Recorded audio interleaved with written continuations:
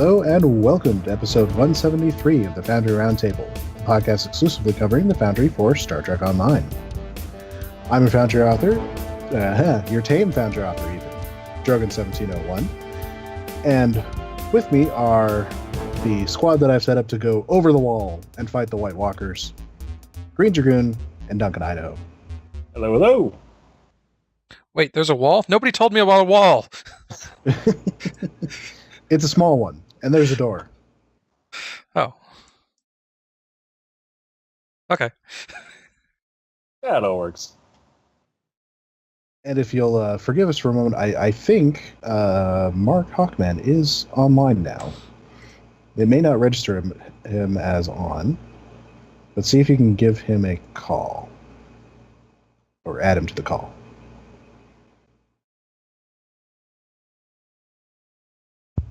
Hey, there we go. Heyo!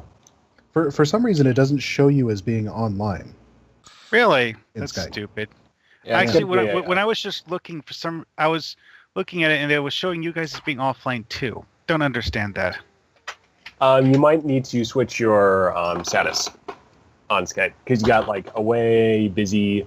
I think I've never set show the show status. as offline, maybe? it might have changed in some way or another. So that it sounds like you just set yourself there. Why would it show you guys as offline though? That's what makes It's, me puzzled. I've used the setting before, and that's what it does. Because it's not showing everyone in my contacts list as offline, but it is showing you guys as offline. Yeah, so Kinda just weird. Skype, like upper right, Skype online status, and then online, because the bottom option, offline, I think will just basically set all that to offline. Anyway.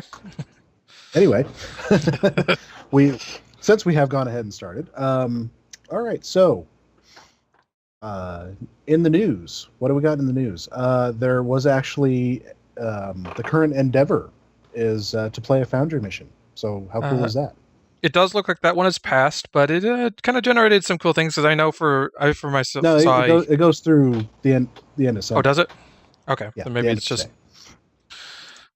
Because they got them going they got them on Monday and Tuesday, Wednesday and Thursday, and then Friday through Sunday. Okay, so the time this goes out on YouTube, it'll probably be done. Well, yeah, for sure. But it'll come around again because they're essentially random, I think, from the set of them. Yeah.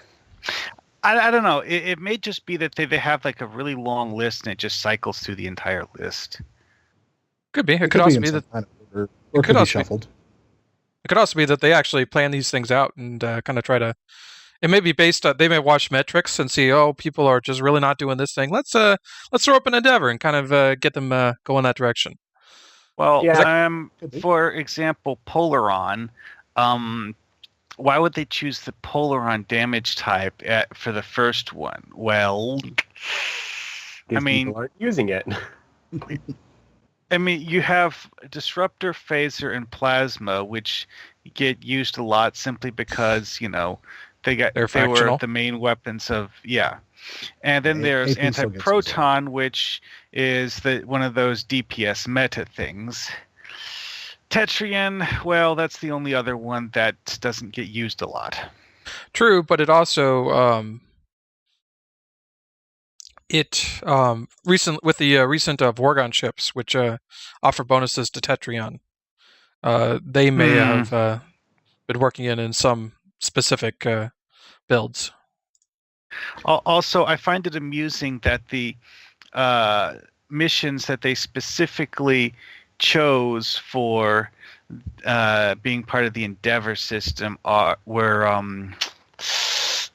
let's just say they're not the easy ones. Of course not. That's because they're the ones that nobody does.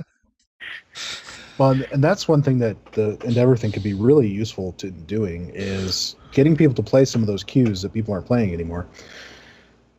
Like, what was that? Counterpoint. Well, that was one of them. The other one was Hive Space. I skipped that one.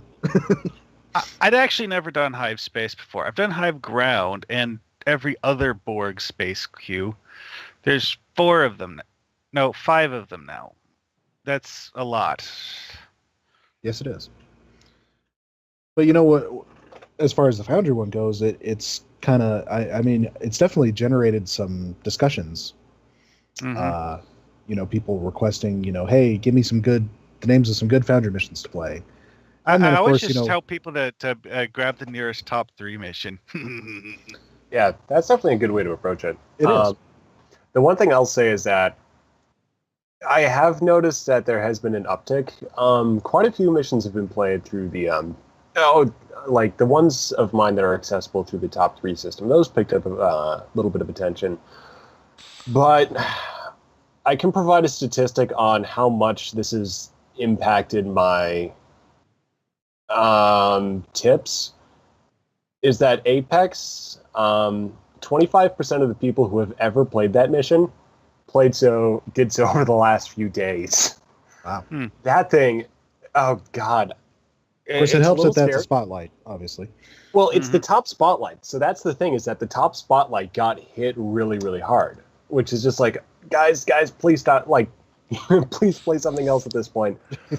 Fortunately, the other spotlights I was watching those players are going to follow the path of least resistance. So yeah, and that's where it kind of where a really big chunk of this endeavor went, which will hopefully mean that with the next one, people will branch out more because they'll have played this one and then can move on. But at least this was a good intro for a lot of people, since I did notice on a lot of the reviews of people who were reporting, this is my first Foundry mission ever. So this got us a lot of visibility, and it really, the bulk of it went into the spotlight missions, I think. You just hope that that's a gateway drug. Yeah, I just scrolled through the recent reviews list for my missions, and I get 3 things in there for the last 24 hours. Yeah, so it's depending on the visibility of the mission is definitely going to be. It's basically because players follow the path of least. I mean, I've seen an uptick in mine as well. This weekend. Yeah, and I saw it was noticeable for the missions of mine that are visible under the top 3 system. But very much so. I think all 3 of those were top 3 missions. So at the very least, it's showing that there's interest, even though that right now it's really getting shunted into the spotlight system as the introduction for people who. Well, and of course the other thing that's being shunted into a lot is missions that are extremely quick. Although one thing borderline exploit. One thing I noticed about the Endeavor, though, that is incredibly amusing is that the quick grinder missions actually aren't the fastest way to complete the Endeavor. At least if my experience is something that should be considered normal, that is.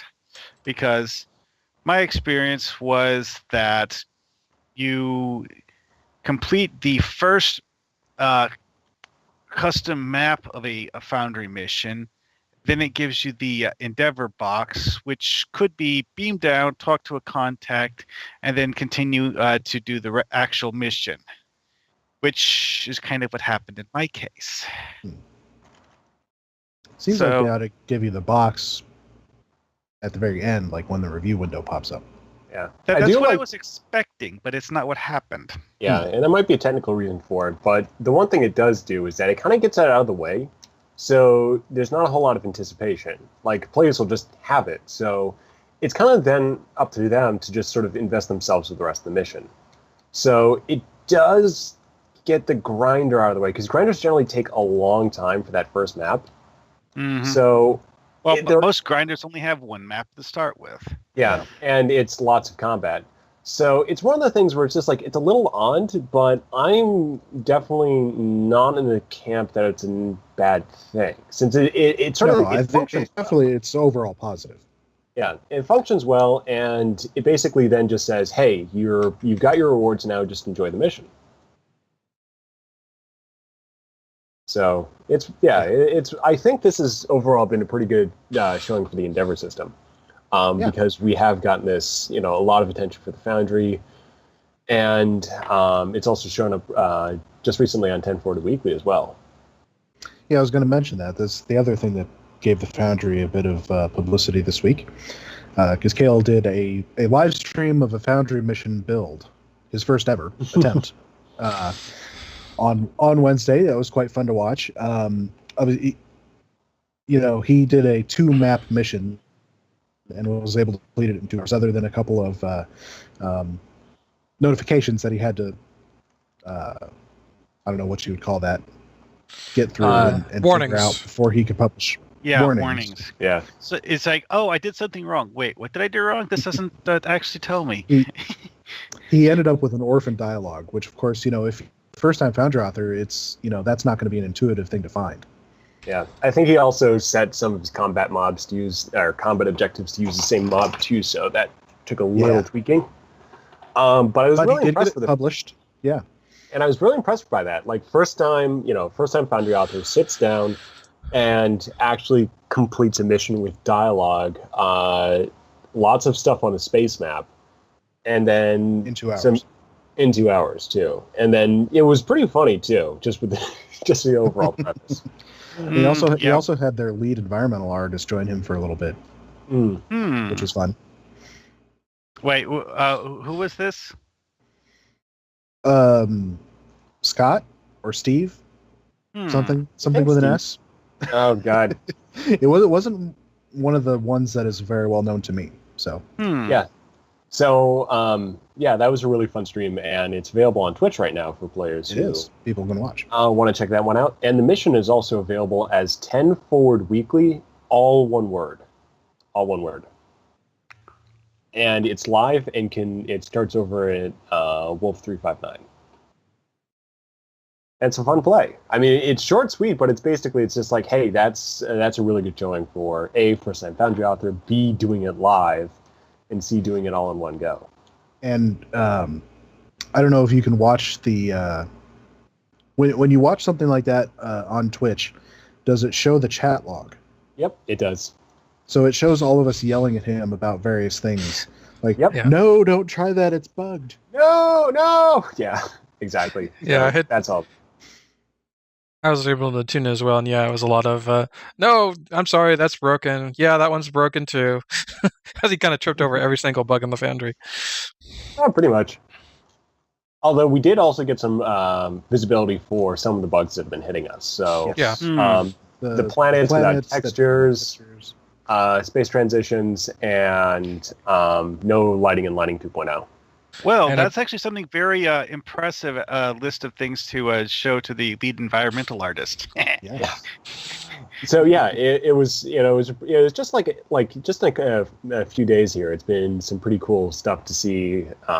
Cryptic giving a little bit of time to the Foundry, just to say, hey, it's a thing that exists. You should go play it. Yeah. And correct me if I'm wrong, but you promised to get Kael a couple of forum threads listing out these bugs. Yep, I emailed, I mailed those to him during the stream. Okay. Because we already had those threads going. So he has that information. So, that we'll see if anything comes from that. Like if they're able to do anything, if those conversations go anywhere. But yeah, it was just it's been just pretty cool few days here for the Foundry, just in terms of the general Stowe community. So what we have going on right now, of course, is the Arena of Sompek event. It's a little bit different. Oh, I was just going to say that I can understand why people wouldn't want to run this a dozen times a day. Unless you're a crazy person like me. Yeah. One quick bit of feedback for Cryptic on this one. Don't do 20 minutes for the time. Do 10. 10 is fine. Yeah, 10 is fine. Also, I would recommend having the damage that stupid lightning attack does. Oh, no, I like that. Well, see, my thing, though, is that if you're up against one of the enemy groups, like, say, Cardassians, and one of the Cardassians zaps you with that stasis beam thing, and then you take a lightning bolt to the face because you can't move. Oh, yeah, that's something you got to plan challenge. around. Yeah, it's part of the challenge. It's part of the arena. But I have to say I agree with you about the time limit. I mean, because it's... That's more than Mirror Incursion. Mm-hmm. Yeah. Well, and where the reward you get is after 5, level 5, or right at level 5, which takes you about 5 minutes to get there. Yeah. Well, and it's also- like if you really want the challenge, if you want to see how high you can go, there's the untimed one, and you'll go do that. Exactly. If you just want the reward, you'll do the timed one. Yeah, so just do like between 7.5 and then 10 minutes for the timed version to cater to the people who just want to get it done. And then for the people who want to compete in Sompek, you've got the untimed. Because as it is, you kind of have both in the timed, where you can kind of push it to see how far you can go in the timed event. Like I've got it to 32, and that's actually kind of fun because it allows you to sort of just try to push it, but at the same time, you're not like signing up for an hour-long session. And, But if it could also do the same thing in 10 minutes too. It doesn't need to be 20. And if it were me, I think I would have left the ground weapon reward as account bound. Yeah, or an account. That's one of those things where you look at it and it's like, wait a second, you actually expect people to collect this on multiple characters? Yeah. I don't play it for that. Yeah. I do. though, I play it for the dilithium, frankly. Yeah. But some people really want those rewards. They want them on multiple characters. Now, question. And that's a lot of work. A lot of these kind of items have been being added to the account unlocks. Is this a case for this one? Yep. It might later, but currently it's not. Yeah, so they implemented this exactly the same way as they've done all these other 3-week PvE grinds. Mhm. And I think in general principle, I don't think it works well for this. I think it's one of those things it would be, if I could change one thing in Stowe, like one quick little flip of the switch, this would be that. I would make those rewards from the 3-week PvE grinds account unlocks. People could still get through on multiple characters for the resources, but the item is an account. Because that's the one thing that makes it... I'd be with you on that. Only the Tholian one where you fight the crystalline entity is actually something that's short enough that you can do it on every character and actually complete the thing. Yeah, It's that's also mostly one because of we those got so good you're at killing crazy it, like me. because we can finish it in like 30 seconds. Yeah. Well, that mission only has one objective and no things added to the mission to actually delay you from completing the objective. Just fly in, smash face, leave. Yeah, the one other thing too is just the fact that because some of these things are eventually, they seem to be working their way to the Phoenix boxes. The time to completion on these things right now is horrifying. Like the difference. Like, why would you even try to participate with this thing now, when in about a year or so, we'll get this item, and you can get it for just substantially less. So it's almost just like It's probably a not going to be like an OP de-incentive. item. Or anything like that. So it's almost like Have they even showed us the de-incentive. stats in the Sompek post wave yet? I assume you. I don't you even know probably what it looks see like. it on the. Hang on. No, you Yeah. can't. I just looked. It just says box Sompek pulse wave. Yeah. So the one thing I was just going to say though is that it's like right now the way it's set up is basically the item is not an incentive. It's almost a de-incentive. Like, why would you want to participate with this now when the Phoenix box is going to get you covered later? Realistically, I think that the most reason to compete in this is to get competitive marks, because other than the actual competitive queues, that's the only way to get them at the moment. Yeah, so it's just like that falls under the standard resources, and that's fine. That setup's fine. It's just when it comes to this being a character unlock versus an account unlock, I think being a character unlock, it's a big drawback, and I don't see what the benefit is for Cryptic. I mean, pretty much everything that isn't a quick daily, like the say the anniversary stuff. I mean, even that, since it's a ship unlock, that gets to be an account unlock. If it wasn't a ship unlock, And that didn't start out as an account unlock. I know. But the last few PvE grinds that we've had, Kobayashi Maru and the first Sompek, those gave out account unlocked weaponry. Mm-hmm. And that was a really, really, really nice system. And I'm just... But interestingly, though, I mean, that Sompek is now 3 weeks.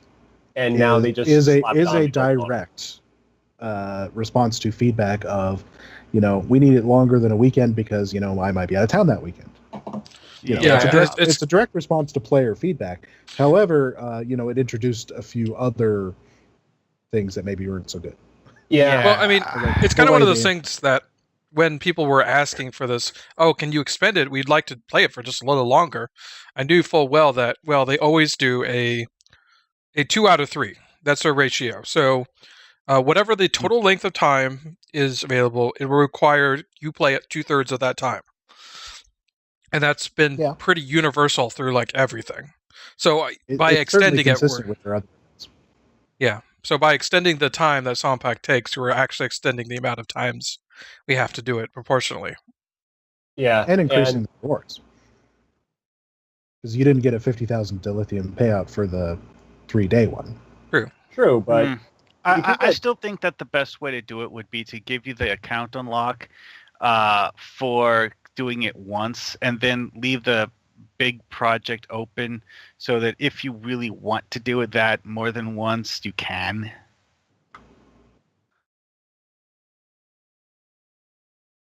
So anyway, why don't we play it? Hey. Sure. Why not? Now I think we'll do the timed one this time, and we'll be, honorable combatants, and we'll try and go the whole time. But the last time we tried this, I went and looked it up. We got to level 40. We were doing the untimed version, but this time we'll do the timed because we got other stuff we can talk about tonight. So we do need a 5th. PAX offered earlier in the day to join us.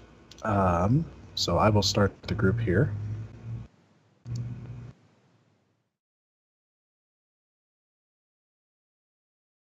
See, Mark, you aren't a Starfleet character?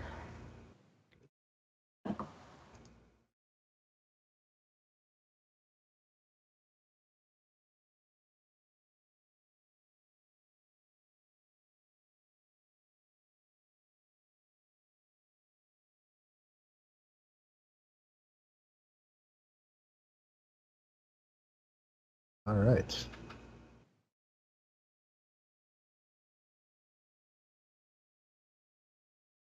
Yeah, one thing I've noticed, I was trying to get at with the whole comments about the lightning, is that observation I made about getting one-shotted by the lightning is true in the early waves. I mean, late waves, yeah. I could see maybe lowering the damage for some of the earlier waves. I mean, because it's odd enough that does it actually get stronger past wave 12 or so? Yeah, the difficulty keeps. Well, I don't know about the lightning, but the difficulty keeps ramping up. I'm not sure about the lightning damage though.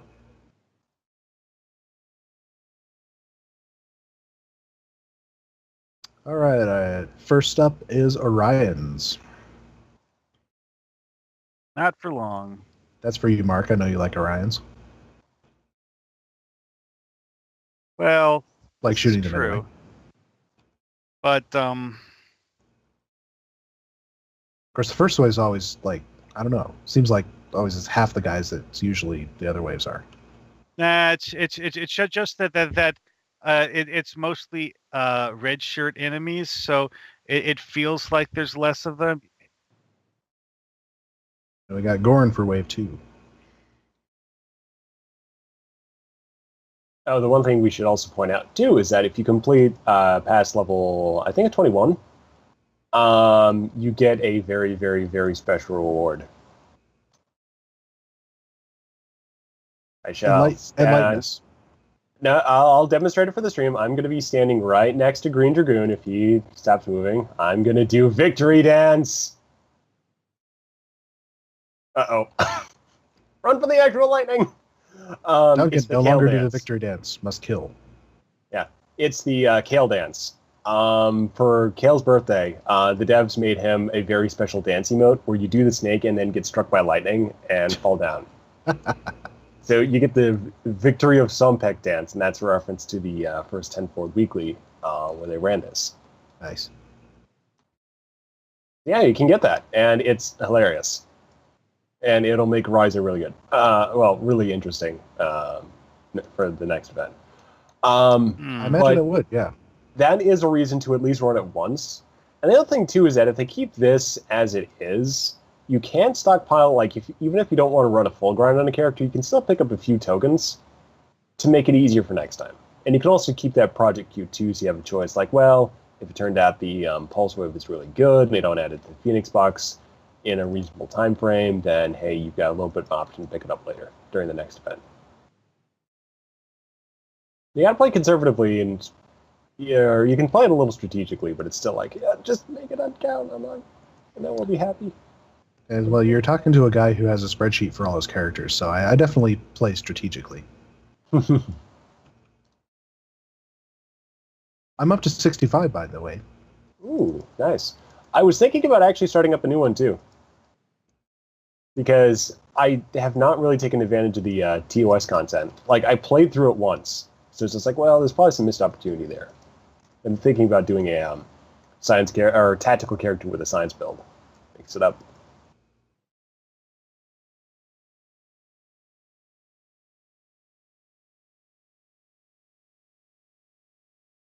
Good old Fakiri.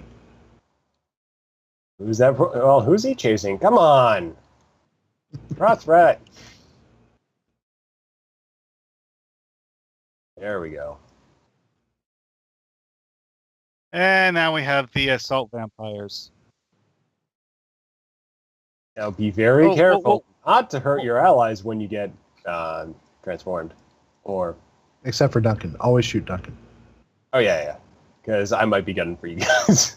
Because I want to, like, I could potentially take someone out with one hit, which would be hilarious. With a very well-timed lunge. Yeah, we got more lightning. We haven't had a death yet. We're on round 6. Yeah, if you're playing as attack, the one kit module I found that's been really useful for team play, motivation, because that provides a little bit of a team heal. Oh yeah, it's a team heal that works no matter where your enemies are. That is really good. Yeah, it expires, like, it also provides a bit of a damage buff. It expires once you reach a certain amount of healing or the time limit runs up, but it's been a really nice feature.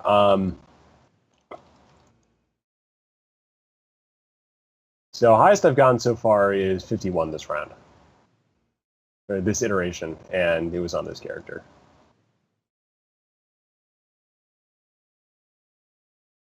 It was 84 last time, and that was that was pretty funny.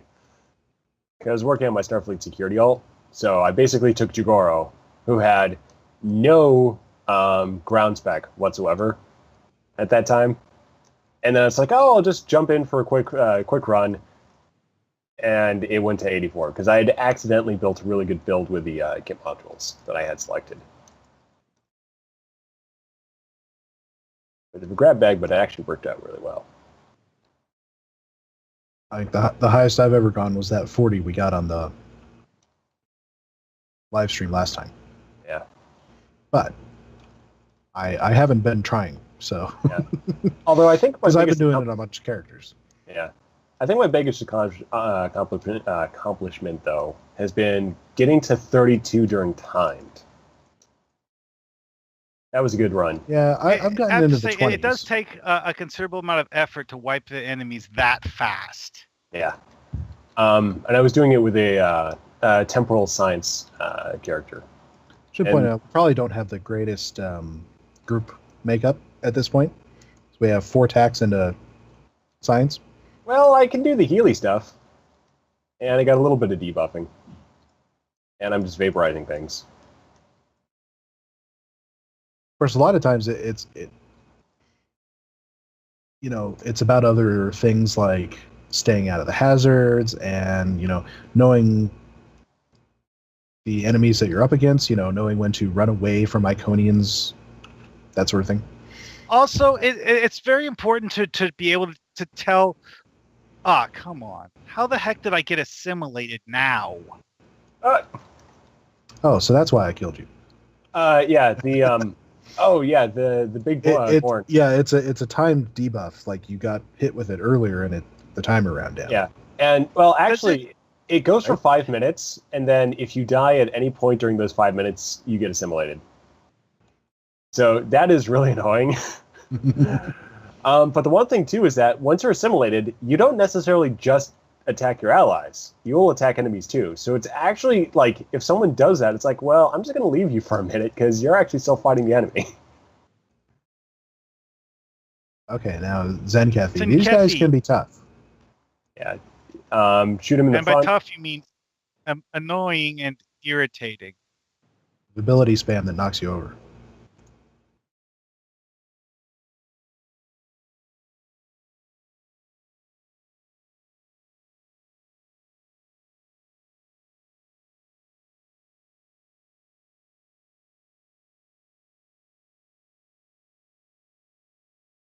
They seem to really hate the ice grenades. Oh, look, the larval queen has arrived. Oh, come on. But it's getting really heated during the round where I got to 51. At one point, it was so dangerous, I actually took cover in the lasers. Because it's like, this is preferable to the other situation that's just around me. And it worked for a few seconds.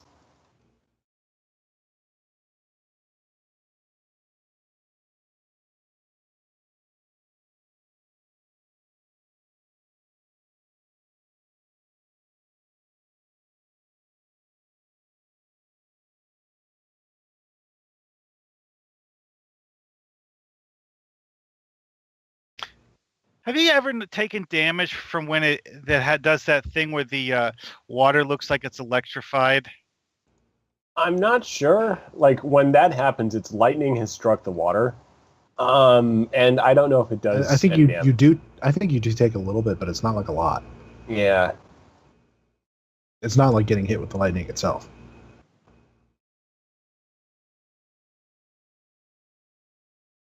Well, it's a stern warning.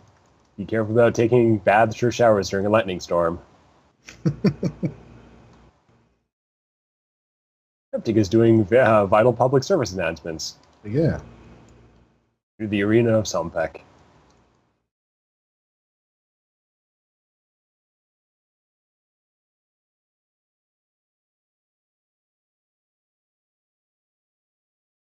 Mecha dinosaurs. The Voth. I think Voth are they fixed it actually this one of time. the least annoying ones. Well, when they get the mortar firing, they can be pretty bad. Okay, there's that, yes, but that's pretty much the main thing that's actually dangerous about them. And you can run away from that. And the If you're paying generals, attention. the generals have orbital strikes too. Actually, the main weapon on some of those mechs can do a lot of damage Yeah. as well. I think they fixed, or I don't know if this was a problem last time, but I know this is a problem in the battle zone, is that the mechs count as mechanical enemies. So if you sabotage them in the Dyson ground battle zone, it's a one-hit kill.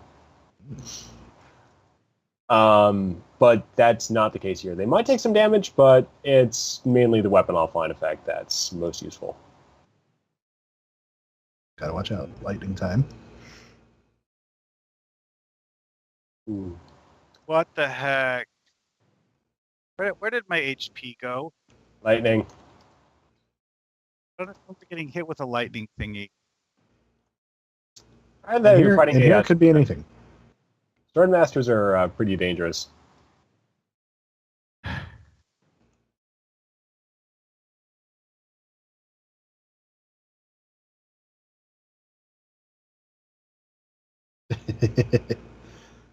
Starfarer Theta says, lightning rounds can be shockingly difficult. Most amusing, Mr. Bond. I was disappointed, though, first Arena of Sompek, that... not as many Simpsons references were made as I was hoping.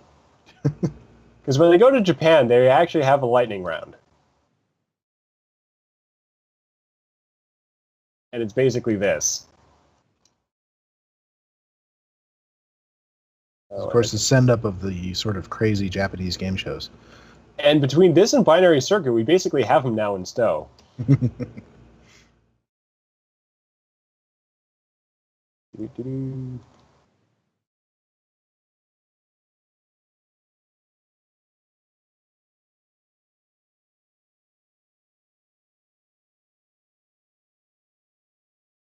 Let's see.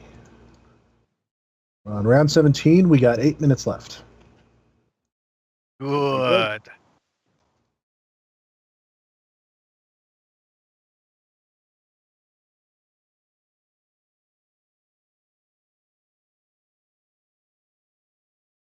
Ow.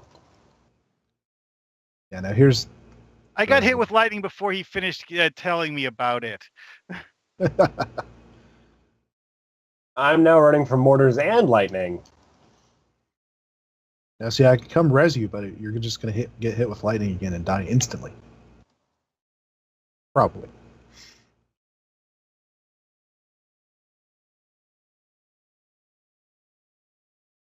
Ooh. I'm going to do... Oh, that didn't reach you. Yeah, the device you get from, I think it was a Delta recruitment event, that gives you team res. Yeah, that is very useful. It is very useful. If you're trying to save the run and not end it early. I'll be honest, I have no idea how people get past some of the waves in this, because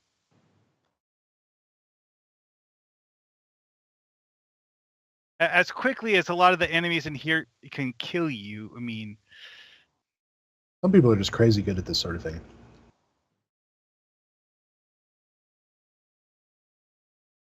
Ah, come on! Shit! I accidentally hit the enter key, so that when I was trying to run away from it, nothing happened. Live, Duncan. You're our only hope. I'm doing fine. Doomed.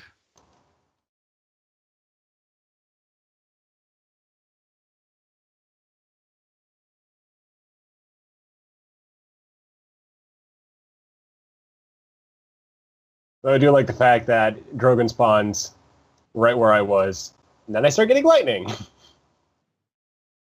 You can't blame me for that. Well, no, it's just like, oh, good luck with that, Drogon.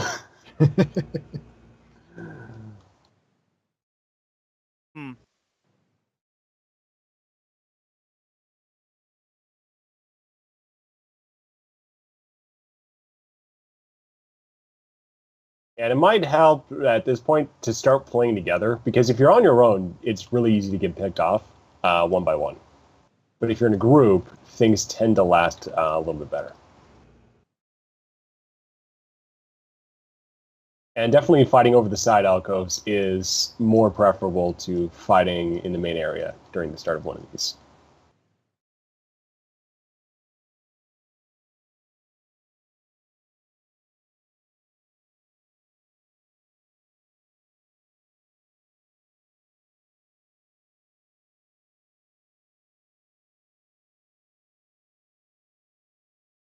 Stellar Gateway is also a really nice one to have for kit module, because it does allow you to shoot things without exposing yourself, so later on that can be really useful for taking out larger bosses.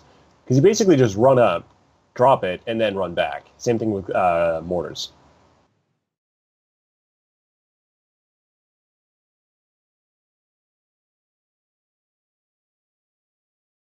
Oh, come on. Stupid Lachi. Alachi riffs. Those, yikes. These guys can be tough. They often have a lot of hit points. A lot of shield points, and then they don't have a lot of health. So if you get a shield-piercing weapon, like a certain shotgun... Oh, God, stupid rift. I don't even... Yeah, that's what happened to me. It's like, I got hit with the rift, and then just suddenly, like, annihilated.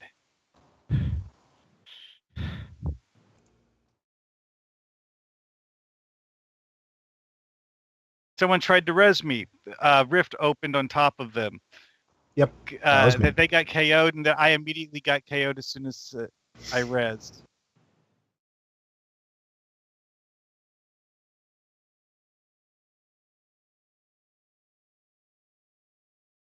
Crap.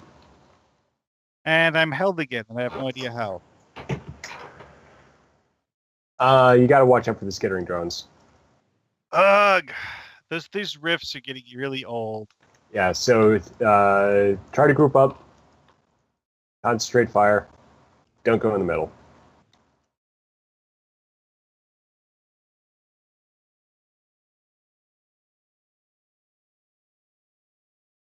and hope the game doesn't do that annoying thing.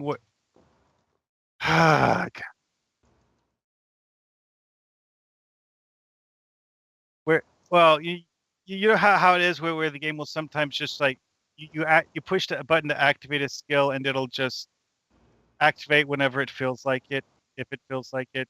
Yeah, a little bit of latency. Well, it depends on your internet connection speed. So if your internet's feeling, Ow. I don't even know what hit me. I just got a ridiculous long hold though.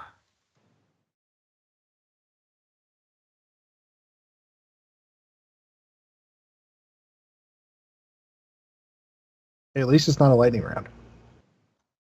Oh god, that would have been horrible. Yeah, Elachi on a lightning round would not be good.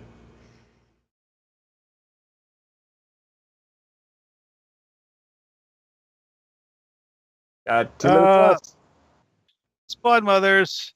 2 minutes. Multiples. Yep, and if we get past this one, your characters will get the dance emote. But it's tied to the accolades. If you've done it before in the last Sompek, that still counts too.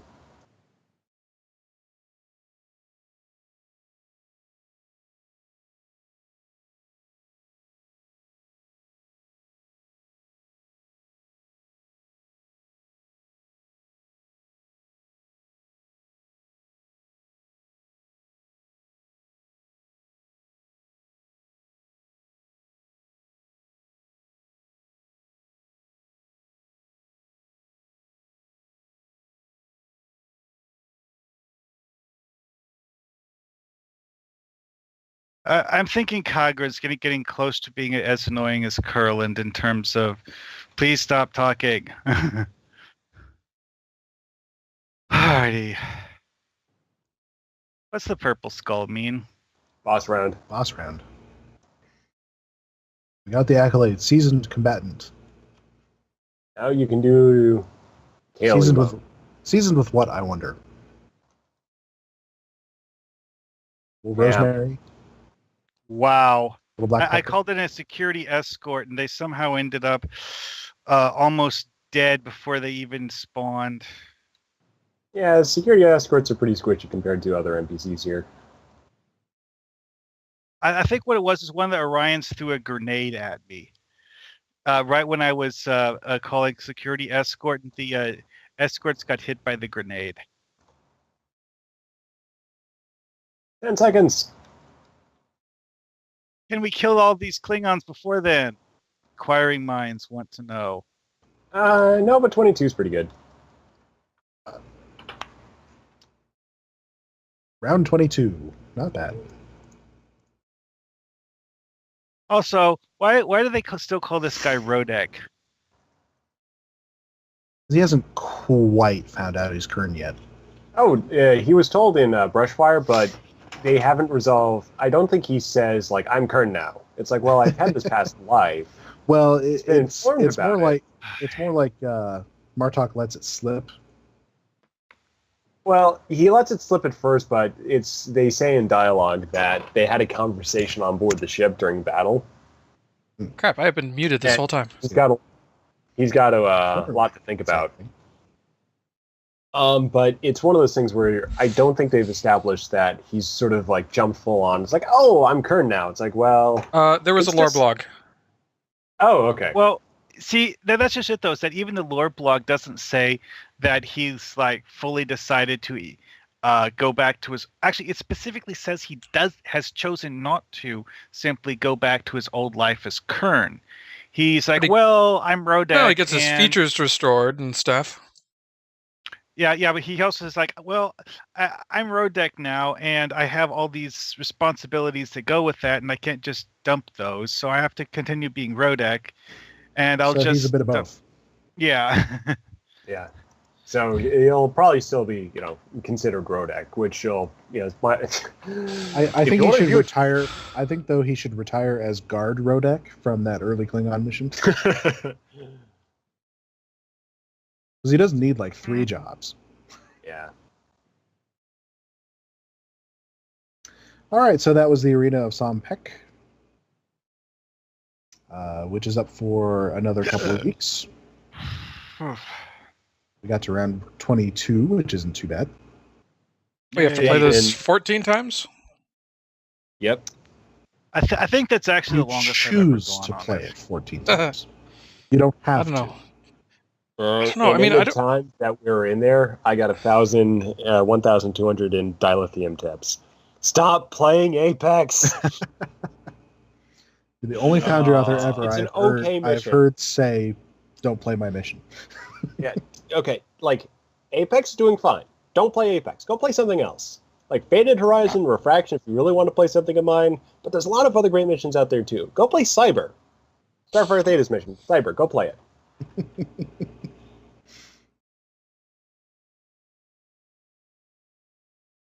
Right. So, I started a thread in the forums this week for the 26th Century Anthology, getting community input on several things, including characters to flesh out the rosters of the Klingon, Romulan, and Federation flagships, the Enterprise J, the Durgath, and the Valkus. Yeah, the Valkus. Yeah.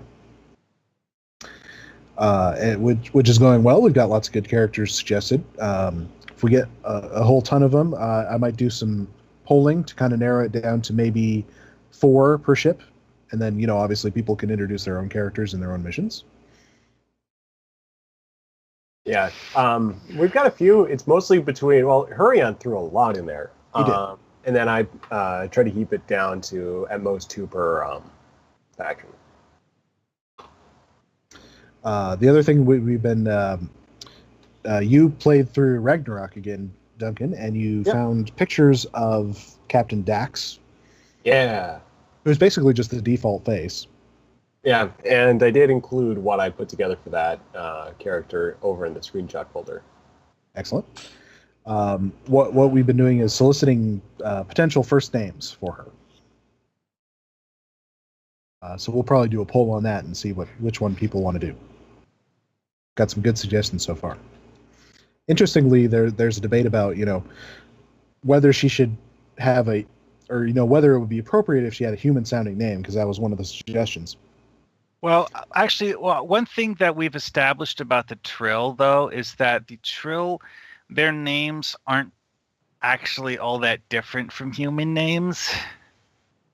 I mean, Jadzia Dax, realistically, wouldn't raise too many eyebrows. Yeah, I mean, I totally named my kid Jadzia. I mean, I've met people with a lot stranger names, so yes, hey, I have. I had a birth announcement in my newspaper for a kid named Thor, so, I actually have a cousin whose middle name is Thorsten. So that's a little bit more normal. Let's see, and the other one that we've been asking people to suggest is what year the 26th Century Anthology series should be set in. And there was kind of a good suggestion that it should be after the Battle of Procyon 5. Okay. Yeah. Do we know when that was? Which kind of makes sense, because then that wraps that all up, and it's a new crisis for a new era. That was round about 2554. Okay, so maybe say 10 years after that? Something like that. We got a few suggestions, and we'll choose from those. I'm going to leave that thread going a little bit longer, and then start collecting all the stuff from it, and we'll go on from there. But I had an activity that we could do tonight. So, Dragoon, if you want to head into the Foundry. Okay. Hang on a sec. We're going to do some ship design and looking at ships. Ooh, kit bashing can be fun. Yes, indeed. Because we have quite a number of good 26th century ships for the Federation, but we only have one each for the Klingon Empire and the Romulan Republic. So let's create some. One recommendation I'd have for exploring is the Dyson ships for KDF and ROM. I'd actually been playing around with that for a little while. And the Romulan one does work pretty well if you just reskin that a little bit. And also choose the right parts. I think what we should start with is look through what we have available. Hmm. And what kind of looks a bit futuristic. from our perspective. Did you see that picture I did of the Romulan DSD? I don't think so. I put a Riemann hull material on it with an interesting paint job. I don't remember. I put a picture of it online somewhere, but I think it's on my DeviantArt. Find a link to that quick.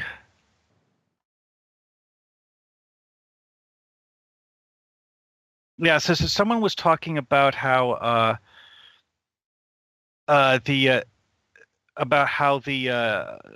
DSDs looked. I'm like, okay, here, check this out.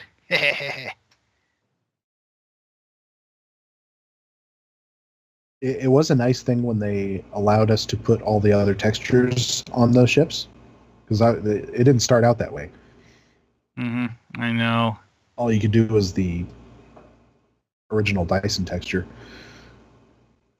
Which, to be honest, is actually a good texture. It's just when it's limited to that, that makes things a bit less than ideal. Well, you know, we don't like to be limited. As many people have said, Space Barbie is the real end game. Yes, it is. So, all right, so Dragoon, let's start with the KDF. Let's see what we have available that looks kind of futuristic. Yeah, see, because this thing I threw together, this is actually something I built in the Foundry. It's mostly if you look at the name of the picture, it says Titan C, which I think most, if not all, of the parts are from the Titan variant of the Romulan DSD. Trying to remember exactly which shade I chose for those stripe patterns I threw on top of the Riemann hull material, but yeah, I think I don't remember if it's like a red black or just a flat black. Oh well.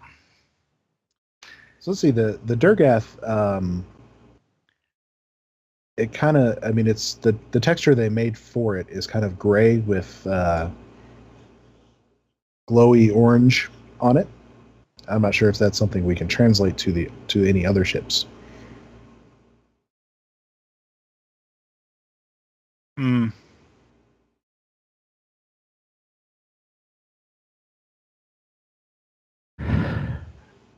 There's your screenshot, Mark. Yeah, playing with patterns could be something that we could definitely do. Well, we can't do actual proper like shield visual effects. If we could, that would add so many more options. Oh yeah. But since we can't do that, spray painting the hulls is the next best thing. Mm-hmm. For that one, if I remember correctly, that's actually the Orion pattern. It's one of the more interesting ones simply because it's not a very subtle one. Yeah, it puts these big, thick lines everywhere. The one thing I'll say, though, about the Dyson ships is that I found that green worked a little bit better for the Romulans, just to match what we've got going on with the Vulcans. Because we kind of want to integrate these into a fleet. The one ship that I found really matched the Durgath is the Kurak battlecruiser. Let's take a look. And that's the Moog. And you can get that thing with its default hull type to look almost like it's colored the exact same way. And the justification is that we could just have Kuraks, basically serving that far into the future. Okay, so let's see. Which one are we looking for? The Moog? Yeah, it's the Moog, and then you use the... Actually, the best combination I found was that it's got... you do Kurak for everything except the pylons, and then you use, I think that's the secondary variety that basically kind of goes out then down. So not sticking straight out or forward, but out then down. So a little bit under here. Got a quick question. What's an advanced light warbird battlecruiser? Is that like the Romulan equivalent of the Is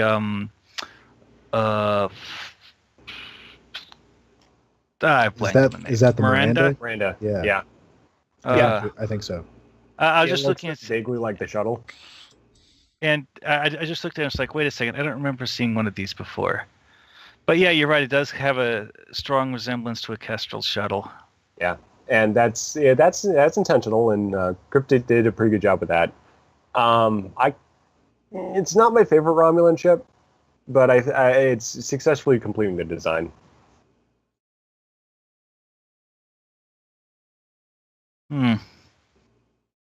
So I just thought of something about it. It has a very, shall we say, neo-futuristic sort of look to it. Yeah, and I think because we see so much, with what Cryptic established in Ragnarok, basically any modern starship now can be in service. So you've got Rhode Islands, you got command battle cruisers. So those are also perfectly acceptable in 26th century too. Yeah, one thing that I just noticed when I took a really close look at this thing is that it has a very, very elaborate detailing. It's not like a solid ship skin. It has metal armor plates, and then you can actually see underneath the armor plates and look at details inside it. Yeah, Cryptic's going above and beyond with their recent ship designs. Oh yeah. So let's see. What I would look at is, what are the most modern of the ships we have available? I just thought of what this thing reminds me of. The Romulan equivalent of the Wells class. It looks like that mixed with a Kestrel. What is it called? Okay. Remor. Looks a lot like a Remor mixed with a Kestrel. The Remora could be a good one, especially because it's not used much, and also it's a feature ship in and of itself. Yeah. You could argue that in the future, long after this type first came into service, it then became retrofitted as a time ship. Well, I mean, also the Remor wouldn't actually be anywhere near as out of date as most of the other Romulan designs. I mean, it's one of those things where it's only 100 and some years old, and instead of being 500 years old.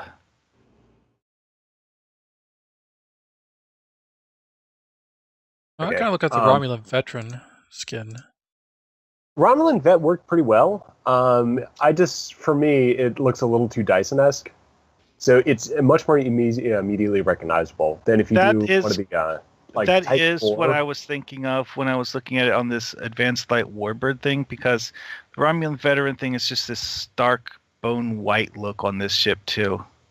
Well, Yeah. I mean, If Upgrade has a nice deep green to it. Yeah, it's just that I think if you go white, it's almost like you get the green lighting, but at the same time, I don't think for casual players looking at it that they'll be able to pick out the difference between it and Dyson Warbird.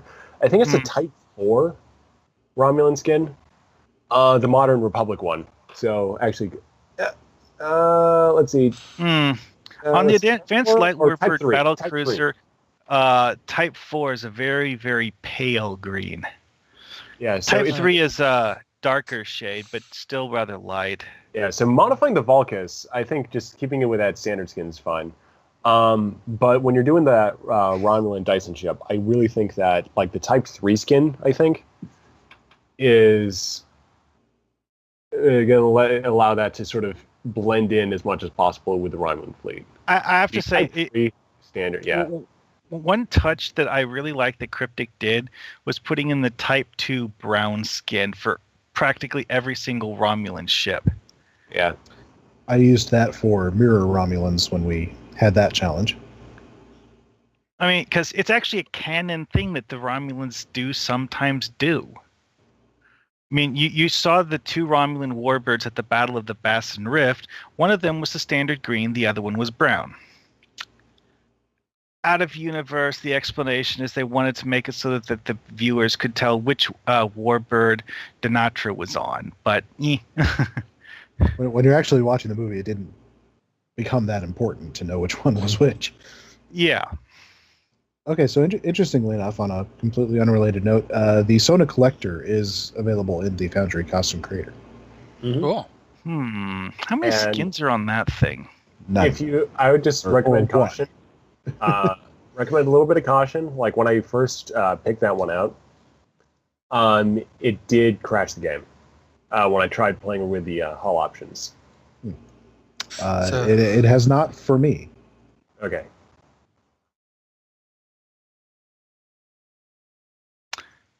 Ooh, here's a fun question. How many times did they show the thing moving in the movie? Maybe just a couple of shots. Just once. When it first is seen, it's shown being flown into position, and after that, it just sits there for the rest of the movie. And don't forget, you can also do the paint job. It just kind of set that to Andromeda, and that might also allow a little bit more for the recoloring. Because I'm working on the Kurak right now, getting that nice and getting that pretty nice and ready for standing up for the Durgath. Let's see. Yeah, it does help to play around with some of the color options. I definitely like how it kind of feels more organic, just because it kind of goes with our. I just noticed something hilarious about the color options on the Sona Collector. They only apply to a certain bulbous section of the main hull. Most of the ship just doesn't change at all. The other thing I was thinking about for Romulans was, what about the command ships? Do we have those? Oh yeah, we got those too. And the question is, where are they? I think they're actually in there by their class names. Which of course means Which you I have don't to remember. actually... Yeah, that's the... It's a bit erratic as to how the names get set up in the thing.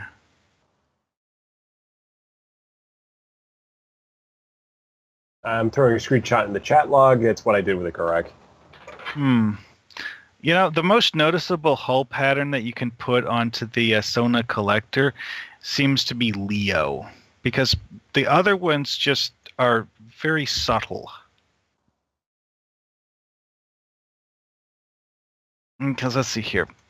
Aquila gives you a thin line with several boxy shapes along the line. Ares, two lines that look almost like racing stripes on the sides. Centaurus, two diamond shapes. Columba is it's a straight line that's like slowly fades away. Corvus is barely noticeable. Gives you a slight shade to it, but not much. Cygnus, a thin line down the middle and some little bits on the sides in the second color. Andromeda. I can't even see that one. It says Cassiopeia has very, very faint colored lines in a few spots, but people wouldn't notice that unless they knew what to look for. Gemini gives you a series of diamond shapes, but not much. Lacerta is actually a pretty good one because it gives you these like arrowhead shapes that are actually big enough and bright enough that you could see them from a distance. Leo, it actually covers most of the section of the hull that the paint actually covers with geometric patterns. Orion, it's a rather subtle shading. Sagittarius turns most of it the second color. And then there's Virgo, which several large V shapes. I guess is the best way to describe it. Kind of disappointing that it's only those two sections of the hull that get repainted, not the wings, not the majority of the hull, just those. Well. Oh wait, never mind. Never mind. I was wrong. I just realized that there's actually two separate things. It's like that where you can paint it. One thing I want to quickly add here is that if you need a quick and dirty Romulan ship that just kind of just fits in with the aesthetic of the Volkes, just taking the advanced that light what we were talking about earlier, the light advanced light warbird battlecruiser, just swapping that to Type 3 paint, just boom. It kind of fits. I got a screenshot in there. But yeah, I really think that Type 3 hull is really working well as an accompaniment to the Volkes. I think Type 4 works well too. Yeah. I don't think they all We're have available. access to Type 4. Yeah. Yeah. Because Type 4 is what it's basically the C-Store skin. So whether or not a ship has it is going to be a little variable. I'm going to play around with a Pilot Raptor, see what we got to that. One thing I think that would look good for the Klingons is the light battle cruiser, which is, again, the Miranda type variant. Yeah. And yeah, I mean, that's easily something that could also just be serving in that time. And yeah, I think the Command Warbird looks fantastic. Hmm. It's that forward swept wings that kind of makes it look a little bit like something towards the Valkys. I will point out that the what is it? The Romulan variant of the multi-mission Science Explorer has the Explos Singularity, like the. That too. Oh, that is such a pretty ship design. It is quite obviously based on the old Vulcan ships, but built by Romulans. Yeah, but I mean, one quick note is that you might now. I'm not quite sure exactly how this applies. This might just be on the live game boat. If you notice that you see a singularity in view for all ships now, that might be what's going on. But that might just be on holodeck. Or if you go to you just look at the multi-mission ship, the singularity effect it just remains. It doesn't go away until you basically log off. Huh? So, I don't know. I don't own one of those, so I don't know what you're talking about. I was just looking in the the fleet store. Does it give you an extra effect? Yeah, it has that extra effect, and I just noticed that after I selected that, then every other ship that didn't have it all of a sudden had it. And it's just because that visual effect didn't despawn. That just sounds like a minor visual bug. I don't think it would actually do that. What I'm just trying to say is that if Dragoon starts seeing it now, because he's been looking at the multi-mission science ship, then that might be what's, Oh. It might appear on his character. It might. I just haven't checked it out in the Foundry. Not seeing it on any of the Singularity ships. is not as close as Okay, you're good then. So it's just a store. Yeah, it's bug. just if you look at it in the shipyard. It's kind of like the Foundry preview bug, where when you place an asset, then look at a character costume, it shows the image of the asset you just placed on the character.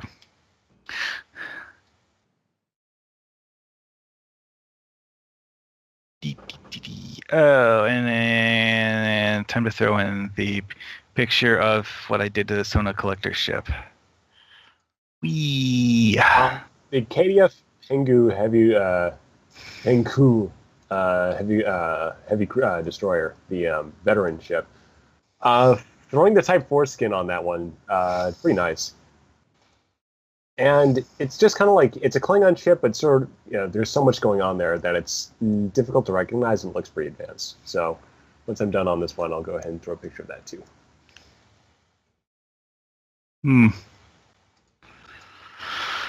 Let's see here. So you can make the what's the Romulan temporal ship look a little older with by throwing the Type 3 skin on it.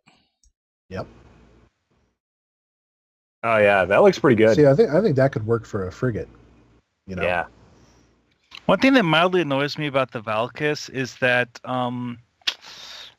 no matter how much you zoom out, you cannot see the entire thing in the Foundry preview. It is just that big. I do love how it has like the actual bird beak on it, even though it's utterly enormous.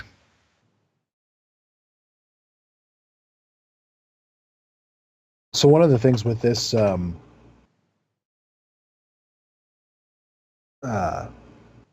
anthology series is that we're gonna make an intro mission for it, but we're gonna leave a lot of things kind of up in the air, like specifically how many ships are going along on this expedition to the Centaurus galaxy, so that other authors can fill things in. However Actually, they want. is it going to be a send? Is it only going to be one group of ships that goes, or can you simply have it as like one group goes now, and then maybe a few more follow later? I think maybe we'd leave that open ended. Yeah. That I mean, sounds like a good way to do it because it just adds We'll options. we'll start with one group, and then leave it open for other groups to show up. Because you say, the Enterprise J has this special engine, but there's no reason they couldn't build another one. Mm-hmm. I mean, we've only built one so far. Mm-hmm. What's that line? What's that line from Contact? It's like, why build one when you can build two at twice the price? Yeah, really.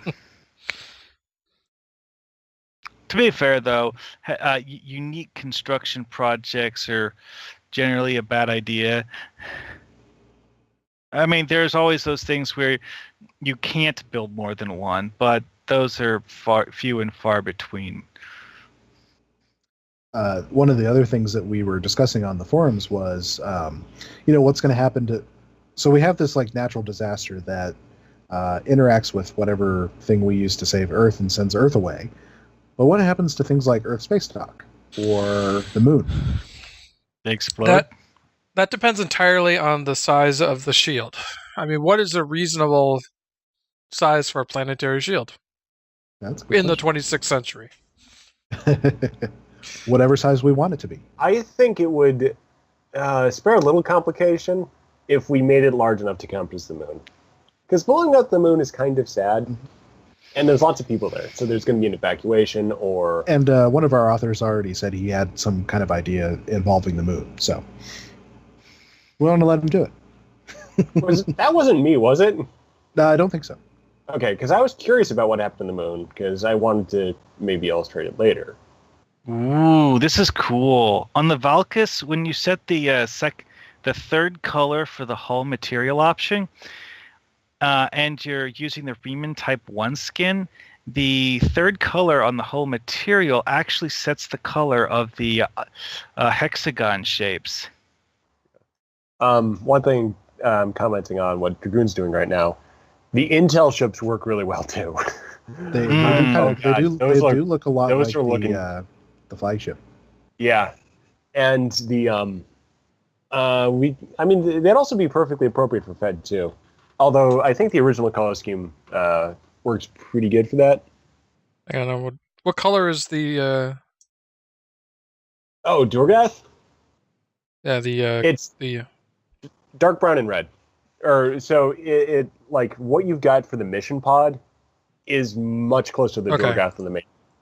So the mission pod hull type is what I think would work best. Where did you go? So the intelligence. Let's see. There we go. Which one is the Durgath? Oh, this is the one. Yeah. What does it come with by default? Type 5? Yeah, just scroll down. It's the one where it starts getting like orange highlights. Oh, okay. And then so I've got the I type colored 5. the plating. Yeah, and I colored the plates red with the color scheme, and that worked out really, really well. I mean, we can take a look at screenshots for what Cryptic's done to get the sort of the closest canon design for this.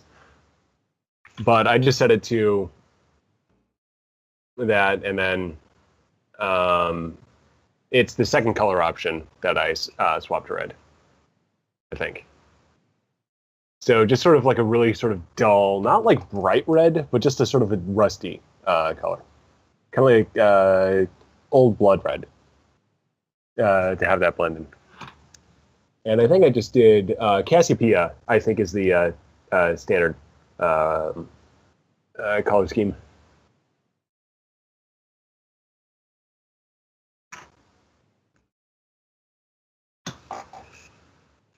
I don't know about Aquila. Tough call. I'm thinking Type 4 might be. Type 4 does work pretty well. That's what I've been using on some other ships. Everybody keeps sending me screenshots and not telling me what to do with them. What? Huh? Oh, the second one's the Vulcus one. I made the. I tried to match the colors to what you see on the. I don't remember. I had some weird idea as to what I was making them look like. I think I was trying to make it look like the TNG era Dederidex color scheme. It's a question in our chat about, are these ships basically big enough to carry their own little fleets, which I'd say to some extent, some of the smaller ships could probably fit in hangars and that sort of thing. Like the light cruisers could probably fit inside the Durgath. The Vulcus looks like right. it's big enough to store most ships inside its shuttle bay. What we were thinking earlier on was that since these ships are so flat, we're thinking that they basically generate a large but spherical warp bubble, and the flatness basically gives the most amount of volume inside that warp bubble for other ships to basically just tag along.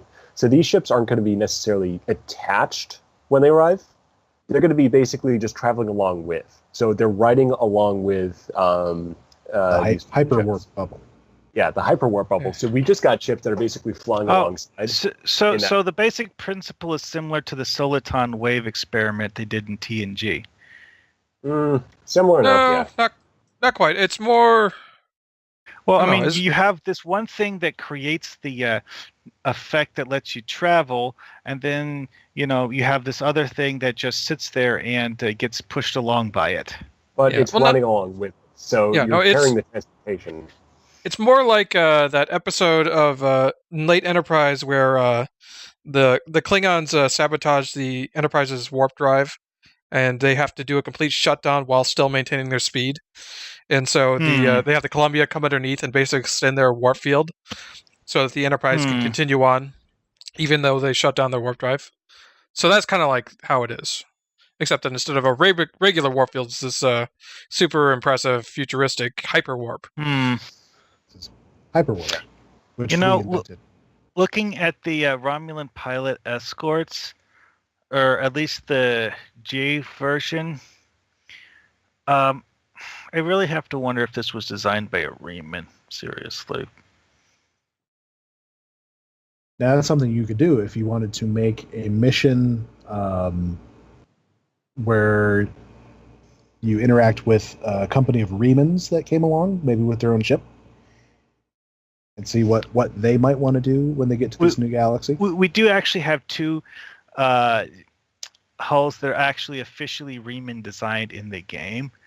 And we have several of them, like the pilot escort, that look like they might have been designed by Riemanns, or maybe not. We don't really know. The pilot escort's very, I've got that, and that's very much in the classic Bird vein. But yeah, the only one that we have in the Foundry, though, is the Scimitar. We don't have the parts, as far as I know, for the Riemann escort. The new escort. Although we do have the Cation and Farazan escorts. We do. Could bring a few of those along if people want. I'm Riemann, liking Scorpion, fighter. I am liking the Type 4 material on the Intel escort because it differentiates itself from the our Intel escort, but at the same time, that looks really good as a complete hull pattern too. Yeah, because the patterning, even though it's not glowing orange like the flagship is. It's a very similar pattern to it. It's like that stone pattern. Now, how much people might want to use these ships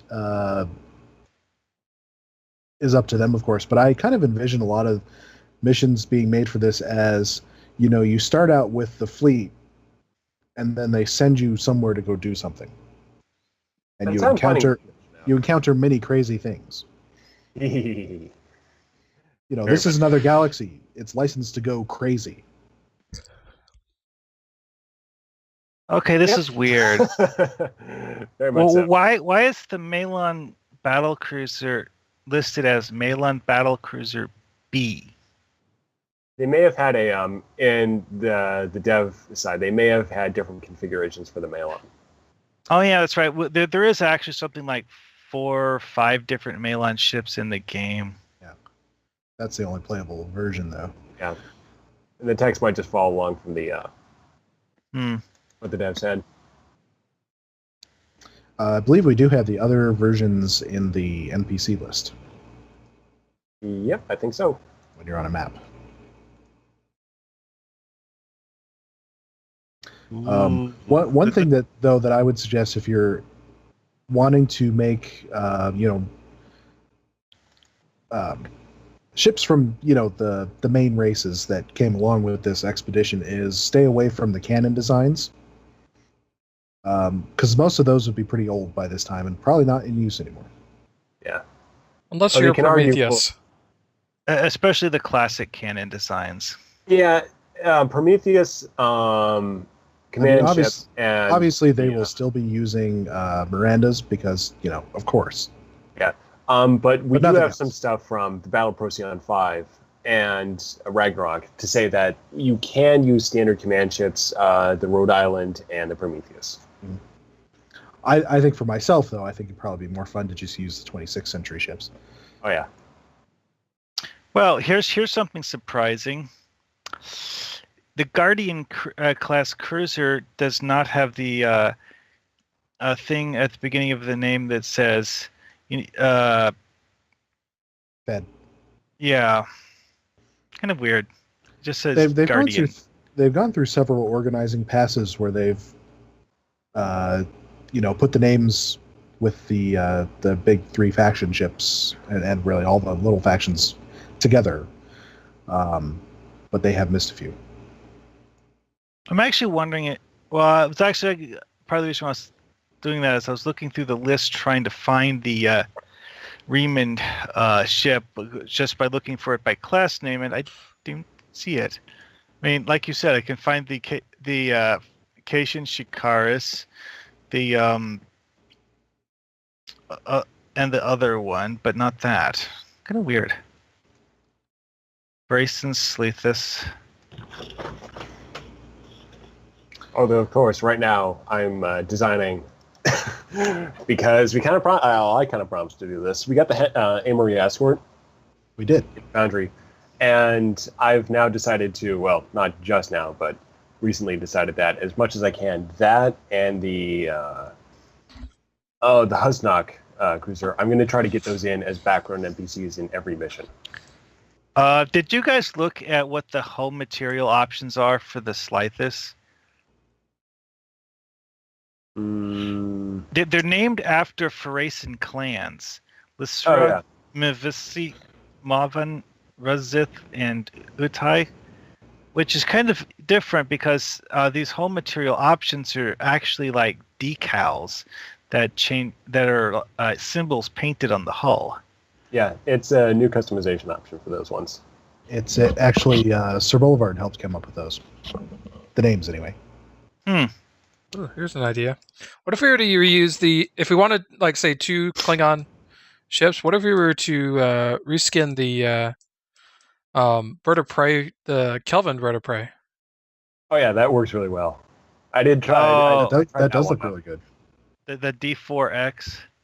Yeah. Because, I mean, if you think about most of the shows, they usually had 2 different ships that they wanted to do for a battle. So you had the bird of prey, and then you had the cruisers. That could work for a bird of prey type. Yeah. Yeah, and then the Pilot Raptors are kind of done, like, but yeah, it's that Kelvin bird of prey does stand in really well, especially with whatever hull material that is you got on it. Type 4. That was Type 4. Yeah, Type 4 generally I think is kind of like what works best for 26th century. We should, in case anybody doesn't know, we should tell people how to get the 26th century Fed ships, which is basically you got to look for the 23rd century versions and change their hull type. Dragoon, if you want to demonstrate that. Okay. Like for Federation 23C Atlas Dreadnought Cruiser, then you go to the Well, the Atlas one doesn't work because it doesn't have a counterpart. Right. Well, say if you go to Gemini. There you go. So it's the Type Oh, 8 yeah, is there's the the- skin. yeah, you go all the way down to where it has Hull, and you have a choice between Gemini and Sagittarius. Sagittarius is the future version.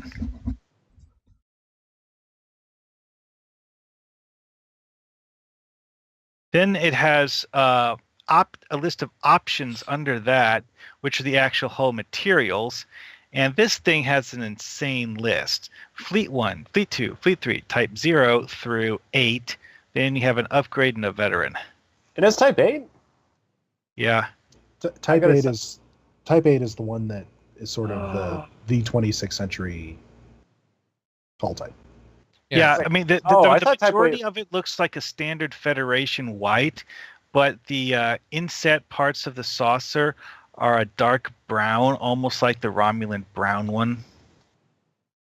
Yeah, it's like an extreme Aztecing going on. Yes. Okay, because it was under standard parlance. Okay, there we go. The Type 8 was also being used to refer to, I think this is the Type 8B, for the Constitution class refit and Miranda skins. That's true. But it's a different Type 8. That's the one that people were playing around with using demo record. For what it's worth, this one has access to Type 0. Yeah. Which that is a very, very futuristic looking one because it's like a almost featureless white. That's because it's the TOS skin. Yeah. Really? For Canon, yeah. Yeah, so you'll notice that the deflector is going to be colored gold. Yes, it is. The two Canon for that's kind of a nifty thing there.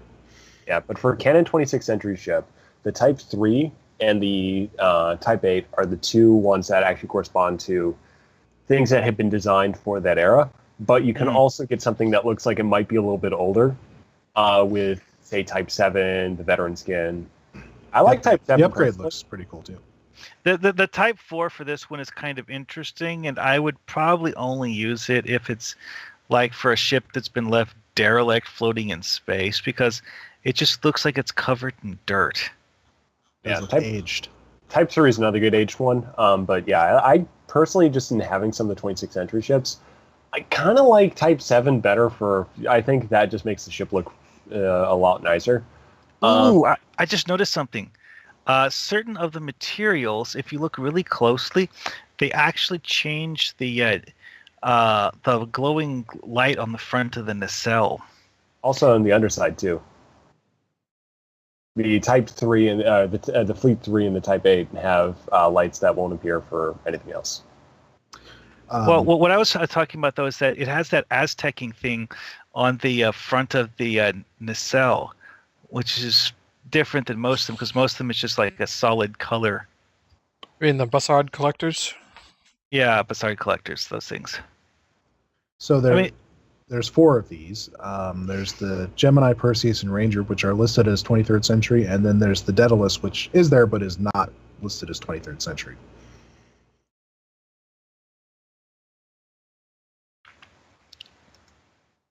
And then, of course, the Universe class. The Pioneer does not have a 26th century equivalent either. Nope. Because it's currently not available as anything other than Tier 1.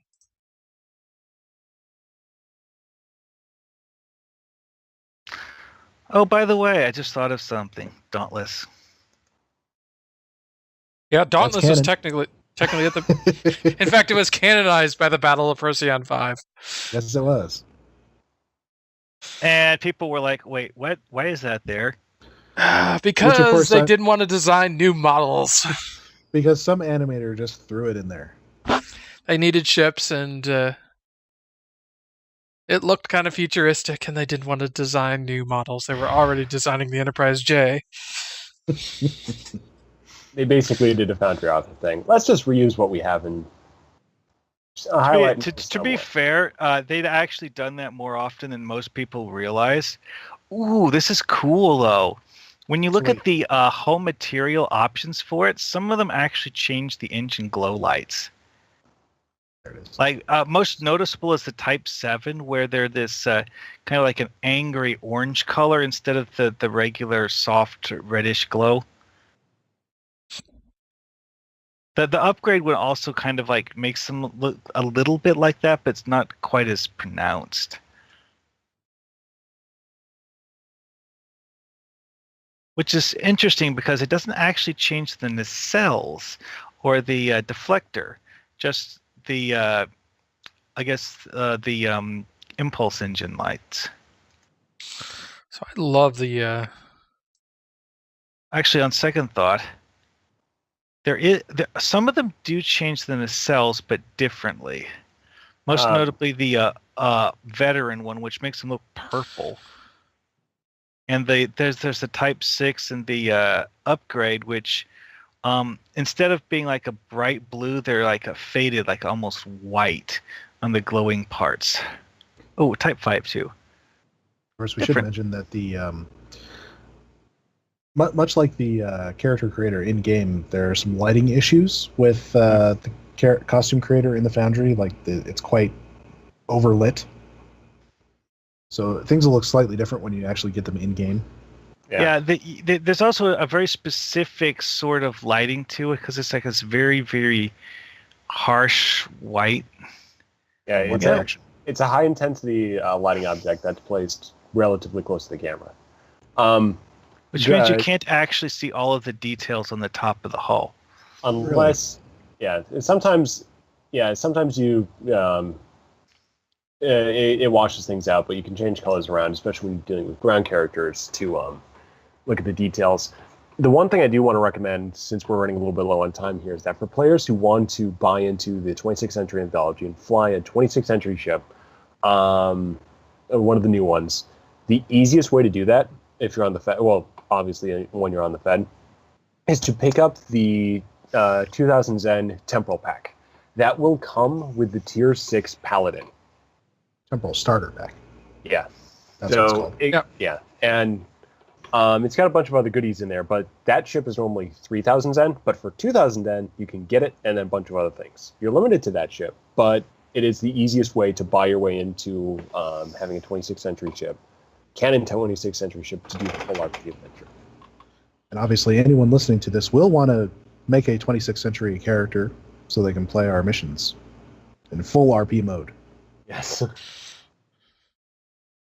Drogon has made me promise that there will be an RP mode. Oh, that's how I'm approaching the writing, is that I'm just approaching like, hey, the captain here at 26th century, let's just go with it.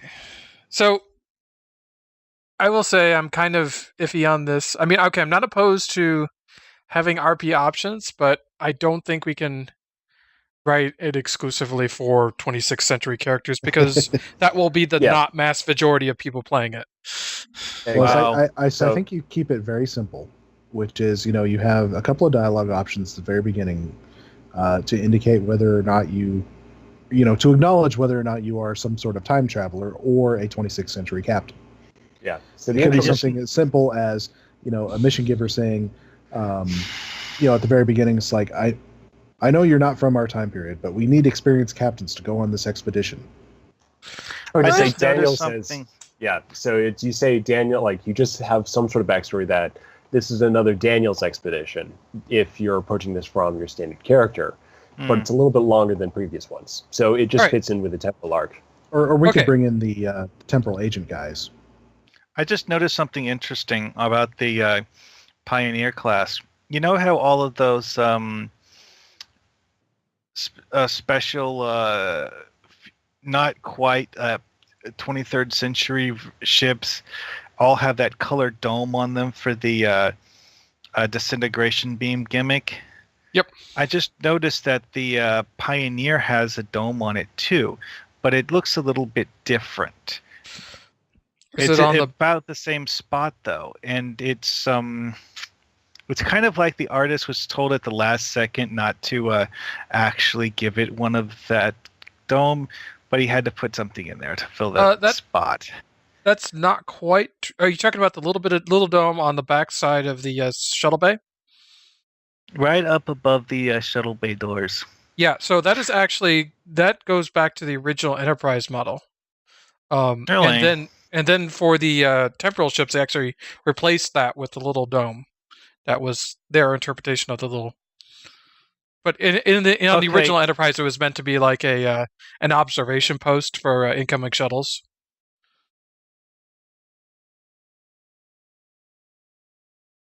Yep.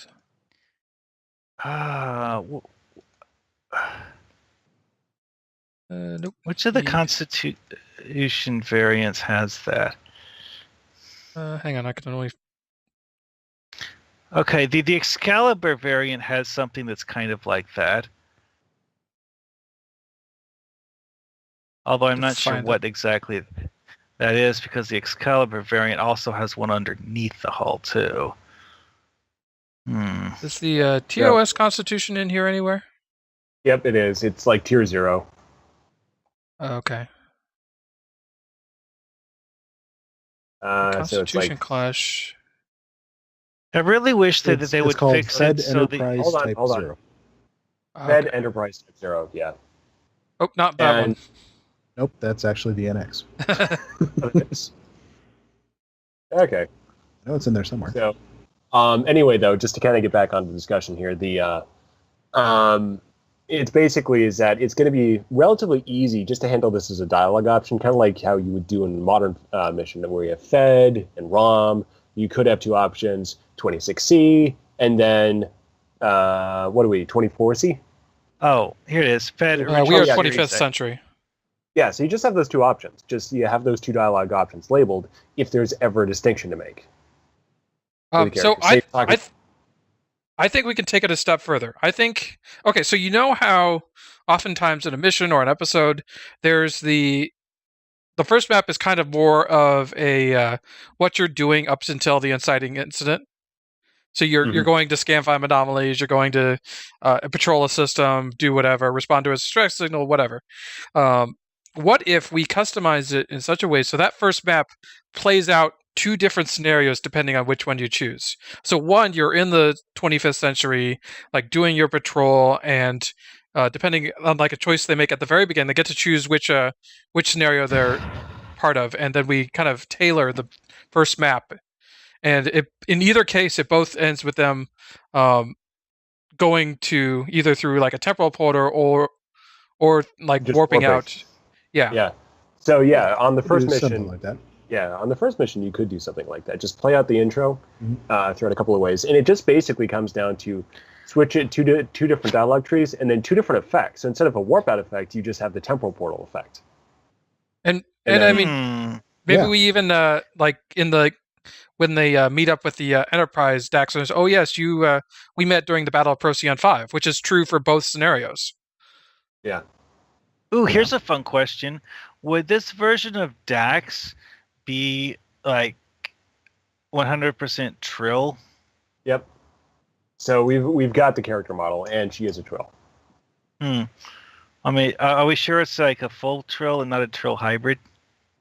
Well, looks like a standard Trill. Yeah. So unless it's stated otherwise, and it's hard to say if Cryptic had any ideas about her. She looks very much like Jadzia. Different hair, like different color hair, but it's standard Fed female. I think she's probably just your regular Trill.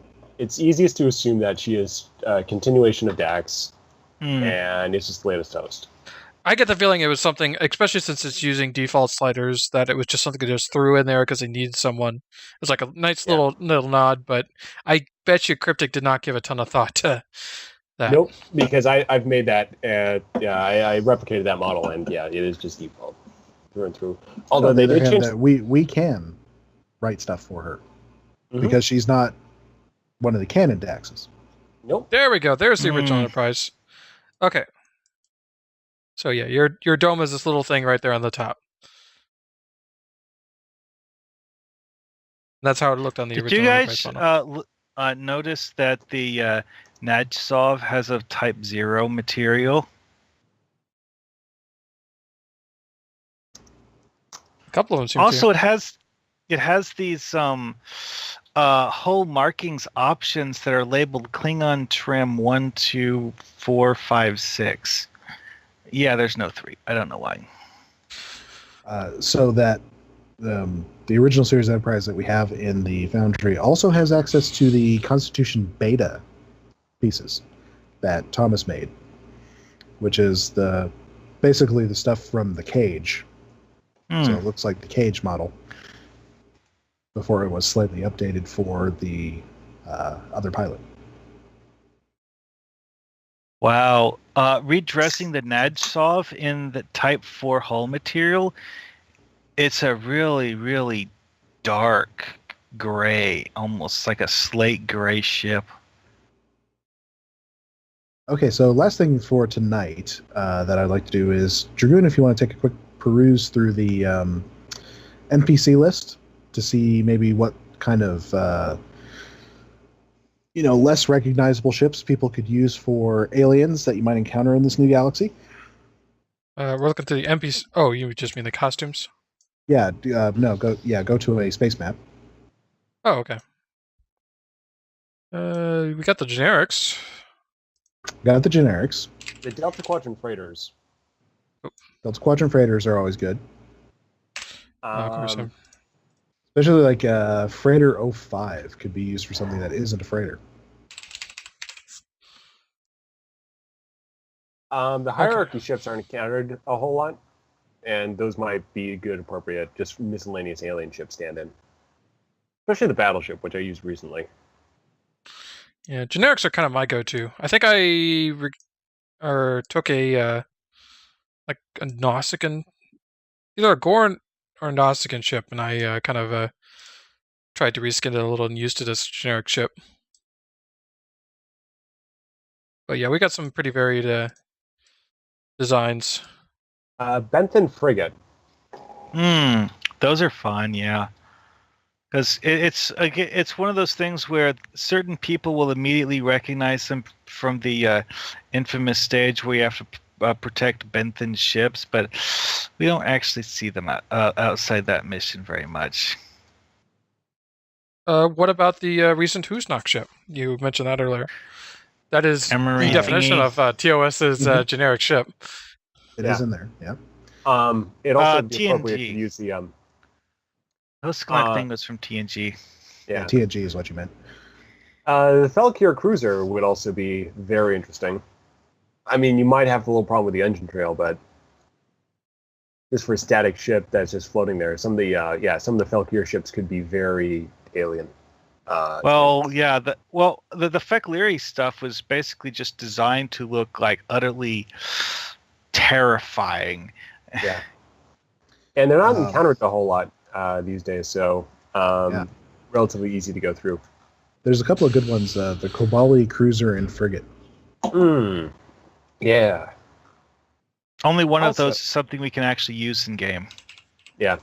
You know what? I just figured out what this Type 0 skin on the Nadsov is for.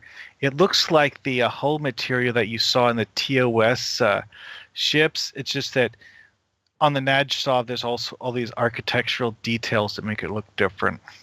I'm pretty sure a Foundry author on this one would be able to get something out of the Vaudoir constriction anchor. I have got to look at that. Also the Octanti. They're only used really a couple of times in game, and they're the Octanti. They're quite interesting, especially the cruiser. I've been hoping to get those as playable ships, but alas, no. Yeah, the cruiser and battleship are neat designs. Also, the Night Hydron in the they kind of follow along with the same general principle of ship design. That's in the costume. It's in the NPC costume list, or just the costume list rather than the contacts. But that one is a very good stand-in for miscellaneous alien ship, and players don't really use that one because it's tier 5.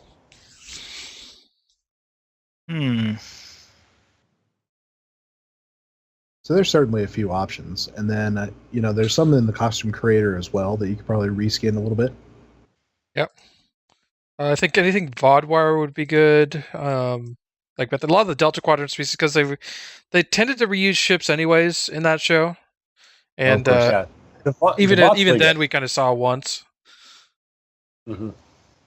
Bot frigate shows up a couple of times. Well, one of the most amusing things in Voyager, and something that the special effects artists mentioned that they wouldn't have been able to do if not for the fact that they were using a CGI model, is the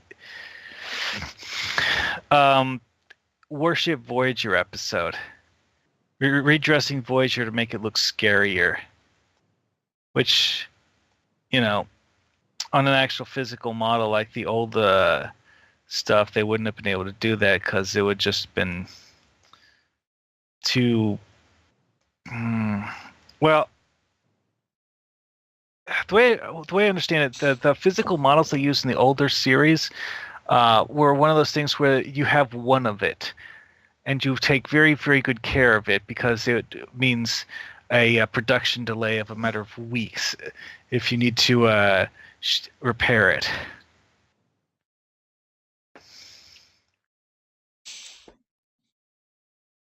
I really wish they would fix the scrolling problem in preview mode. If you power through it, it eventually goes. Although sometimes I've just taken using the manual scroll bar up in the top left. Well, that doesn't work when you're doing the little tiny preview picture thingies. Oh yeah. Yeah.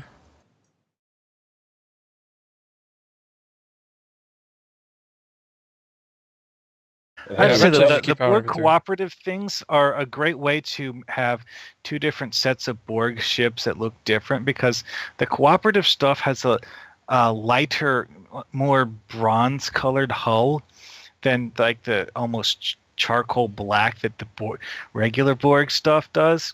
And also they have a cyan glow instead of that yellow-green. Yes, they're light and happy Borg.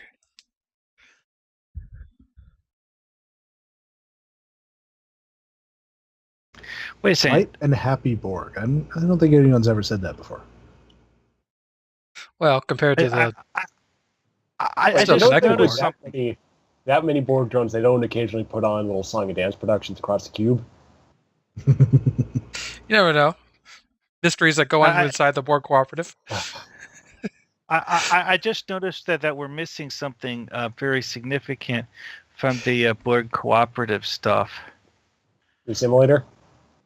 No, the Borg cooperative dreadnought. That Remember what the Borg cooperative dreadnought is in the game, right? It's the one from Descent, right? Yes. yeah, Lore's ship. it was the assimilator in Star Trek Armada. Anyway, though, that one Yeah, is we a don't have very that one. unique design that is in the game. It's just not on this list. Yep.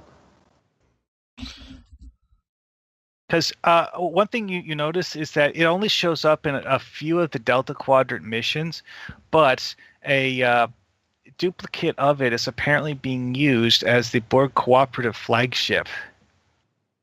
Oh, here's another thing that could be used as an alien ship is the Breen Dreadnought. Because it's that really weird looking one that we sort of don't have anywhere. It's not playable. It's not the Resreth, it's the Yeah. other one. That it actually fits in with the aesthetics that we used to have for the well, actually, you know what? Yeah, they have an old battleship in there too. Yeah, I mean, the Resreth we have that's playable is a redesigned version of this battleship, and that Dreadnought is the same sort of style, but not the same.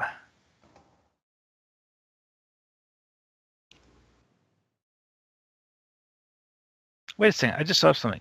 We can actually make custom versions of those other ones. Yep. So we don't really need to have them as pre-made costumes. Like with the mostly just- Cardassians, we don't actually have like pre-made costumes for everything, but we actually have some of the other ones. Yeah, it can be a saving though on the costume element, Mm-hmm. since you don't need to create a custom costume just to place one standard chip down. Mm-hmm. We have the Doomsday Machine. Not that we could do a whole lot with that. Well, we could. Can't make it act like the Doomsday Machine. No, but Yeah. I mean, if someone wanted to say that have a mission where we say find where they came from, Yeah. it's a possibility. They could come from this galaxy. Who knows? Or they could have at least hit this galaxy as well, so they're Also encountering the possible. same problem. Yeah. All right. Well, I think that'll do it for this evening. So, Dragoon, if you want to put up our contact info. Okay. We can be reached by. Almost forgot something. I keep telling Ricky Smith we're going to do a plug for his Agents of Foundry group on Facebook.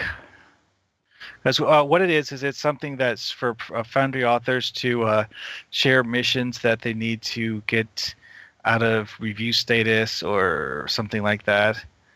And, it's not really a whole lot of people on it so far, though. Okay. Well, if you're a Foundry author and you're big into Facebook, go ahead and check out that group. Also, there's obviously our friends over at the Legion of Myth channel who do Foundry playthroughs. And someone was telling me earlier today that Timberwolf was around again and looking for missions to play, so we can get a hold of him on YouTube, I believe. Okay.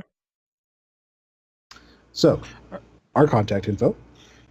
We can be reached by email at foundryroundtable@live.com. We're also on Twitter at foundryroundtab. Drogan can be reached at Drogan1701. Duncan can be reached at Gorgonops_SSF. Mark can be reached at Markhawkman. And I, of course, can be reached at Greendragoon. All right. Well, thanks everyone for joining us, and we will say goodnight. Good night. Good night. Good night.